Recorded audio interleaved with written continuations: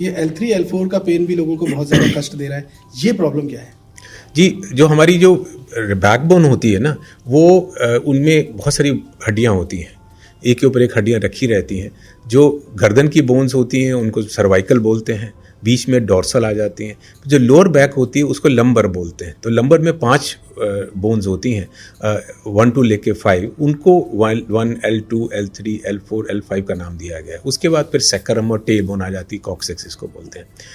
हमारी जो गर्दन है, जो लोअर बैक है, वो ज़्यादा मोबाइल होती है और रोज़मर्रा की एक्टिविटीज़ में उस पर स्ट्रेस सबसे ज़्यादा आता है, गर्दन पे भी और लोअर बैक पे भी, एज़ कम्पेयर टू जो बीच का पोर्शन है जहाँ हमारे रिब्स होती हैं, वो इतना मूवमेंट नहीं होती है, वहाँ पे इतना ज़्यादा स्ट्रेस उस पर नहीं आता, तो वो कम तंग करती है वो भी कभी कम तंग करती है।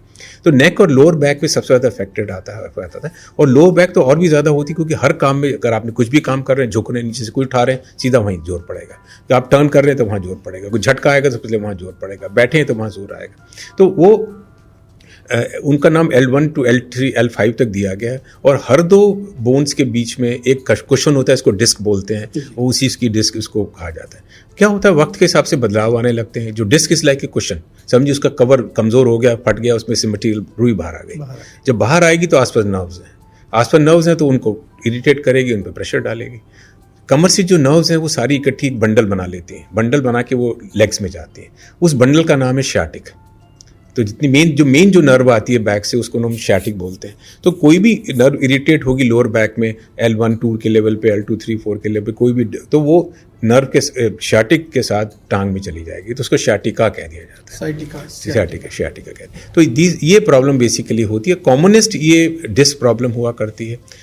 टाइम एज के हिसाब से डिस्क के साथ साथ बोन्स भी उसमें डिफॉर्म होनी शुरू हो जाती हैं, उन प्रोट्रूड होने शुरू हो जाती हैं, इनको कहते हैं हड्डी बढ़ गई है। नर्व्स के जो चैनल्स होते हैं वो कमज़ोर, उनके नैरो होने शुरू हो जाते हैं, स्पाइनल कैनाल जो हमारी नैरो होनी शुरू हो जाती है, नर्व पे प्रेशर आना शुरू हो जाता है। तो हमारे सिम्टम्स सारे लोअर बैक में, पेन होना, नमनेस होना, सुनपन होना, वो सब चीज़ें शुरू हो जाती हैं। डॉक्टर साहब, ये जो सैटिका का जो पेन है वो दोनों पैरों में हो सकता है या किसी सिंगल में हो सकता है, या तो जो हमारा जो बैकबोन होती है वो सेंटर में होती है।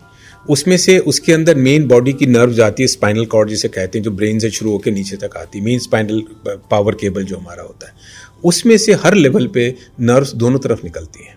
तो लोअर बैक में भी नर्व्स दोनों तरफ निकलती हैं, लेफ्ट वाली लेफ्ट लेग में जाती हैं, राइट वाली राइट लेग में जाती हैं। या अगर तो जो प्रॉब्लम है, जो प्रेशर आया है वो एक साइड पे आया है तो उसी साइड पेन चली जाएगी, चाहे डिस्क एक तरफ है या बड़ी हड्डी एक तरफ है। अगर वो सेंट्रल है तो पेन, डिस्कम्फर्ट, सिम्टम्स दोनों लेग में जा सकते हैं। कॉमन सी चीज़ ये देखेगी कि जिनको ये सैटिका का पेन होता है उनको ज़्यादातर फिजियोथेरेपी की तरफ डाइवर्ट कर दिया जाता है और उनका ट्रीटमेंट बहुत लंबा चलता है। इसका ट्रीटमेंट फिजियोथेरेपी ही है या फिर अंत में इसमें सर्जरी की ओर जाना पड़ता है? इसमें मैं 1-2 चीज़ें कहना चाहूँगा कि ट्रीटमेंट में कई सारी मोडालिटीज़ होती हैं। एक मोडालिटी नहीं होती। फिजियोथेरेपी इज़ वन मोडालिटी, और भी इलाज के अंदर और मोडालिटीज़ होती हैं। हम हमेशा स्टार्ट करते हैं कि भाई पहले तो अपनी हैबिट्स ठीक करिए, अपना पोस्चर ठीक करिए अपना, राइट, सो दैट स्ट्रेस कम पड़ने लगे आपका। फिर मेडिकेशंस देते हैं जिनका पर्पस होता है इन्फ्लेमेशन, स्टिफनेस, वो चीज़ों को नर्व्स के अंदर, टिश्यूज़ के अंदर कम करते हैं, तो वो हमें सपोर्ट करते हैं।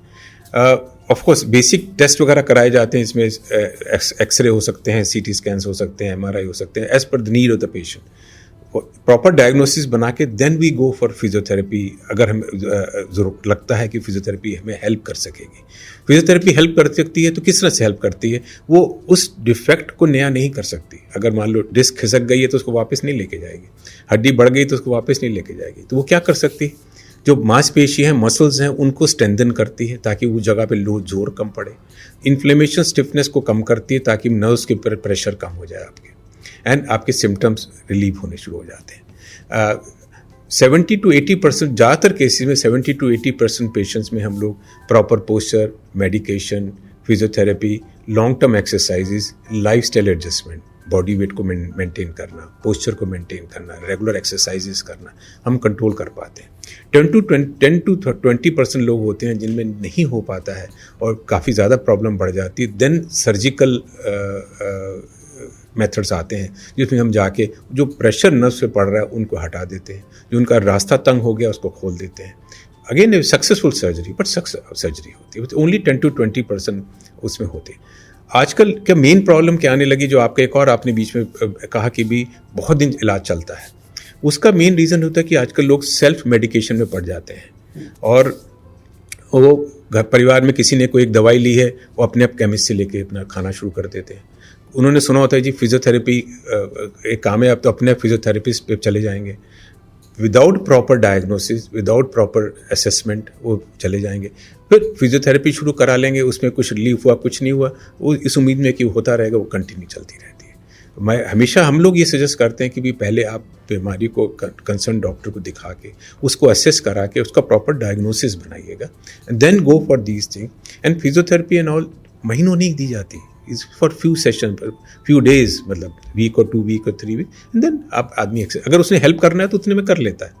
इसने कि हम महीने वो उसको महीनों करते रहेंगे तो कोई नया हो जाए, नहीं होगा, कोई वो बेनिफिट नहीं होगा हमें। तो जैसे व्हाट आई एम ट्राइंग से कि भाई आप अपना प्रॉपर डायग्नोसिस करके then under supervision of a on a consultant आप उसको करेंगे तो बहुत प्रोलॉन्ग चीज़ें नहीं होती, and quickly you can take a decision कि भाई हमारा ट्रीटमेंट कामयाब हो रहा है या नहीं, या हमें और कुछ करने की ज़रूरत है। अब जिनको सैटिका का पेन है, L3 L4 वाली प्रॉब्लम है, उन लोगों को कुछ चीज़ें जो बिल्कुल नहीं करनी चाहिए, भूल करके भी नहीं करनी चाहिए, ऐसी 3-4 चीज़ें क्या अहम?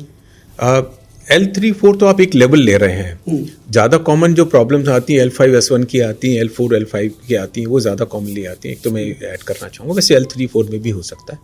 दूसरा, हम मान के चल रहे हैं कि भी अगर उसकी प्रॉब्लम है तो एक क्रॉनिक प्रॉब्लम है कि भी उसको पेन होती है, डिस्कम्फर्ट होती है ना, तो will again start with the basic things की लाइफस्टाइल एडजस्टमेंट पहले ज़रूर हो उसका। उसमें क्या होना चाहिए, प्रॉपर पोस्चर होना चाहिए, उसका बॉडी वेट को मेंटेन कंट्रोल करना है, बॉडी वेट मेंटेन करने, तो अननेसेसरी स्ट्रेस उसके ऊपर पड़ता है। देन उनको जो एक्सरसाइज बताई गई है, वो कुछ ना कुछ ट्रीटमेंट लिया होगा उन्होंने, उनको एक्सरसाइज वगैरह बताई गई होंगी, वो रेगुलर उनको करनी चाहिए। उनको होता क्या है मोस्टली कि आपने ट्रीटमेंट शुरू किया, कुछ दिन में आराम आ गया, आप सब भूल गए, टिल इट हैपन्स अगेन, है ना। तो उसको रेगुलर हमें करते रहना चाहिए। देन अपना जो फिजियोथेरेपी में एक्सरसाइज सिखाई गई वो आप कर रहे हैं। सबसे एक और इम्पॉर्टेंट चीज़ होती है कि सेल्फ मेडिकेशन नहीं करना चाहिए, क्योंकि शुरू में डॉक्टर ने बताया तो वो ले लेके अपना आप खाना शुरू कर देते हैं, उसके साइड इफेक्ट होने शुरू हो जाते हैं। Lastly posture would be important कि भाई अगर हमें कोई चीज़ें उठानी है नीचे से, उसका सही ढंग आना चाहिए। जैसे हमारी लोअर बैक की प्रॉब्लम है, हमें फ्लोर से कोई उठाना है, तो it's always better to bend your knees and sit rather than bend forward and pick it. अपने घुटने मोड़ के बैठिएगा बजाय झुक के उठाने की। तो इस तरह की हैबिट्स अगर हम डालेंगे तो हमें ये प्रॉब्लम्स तंग नहीं करेंगे।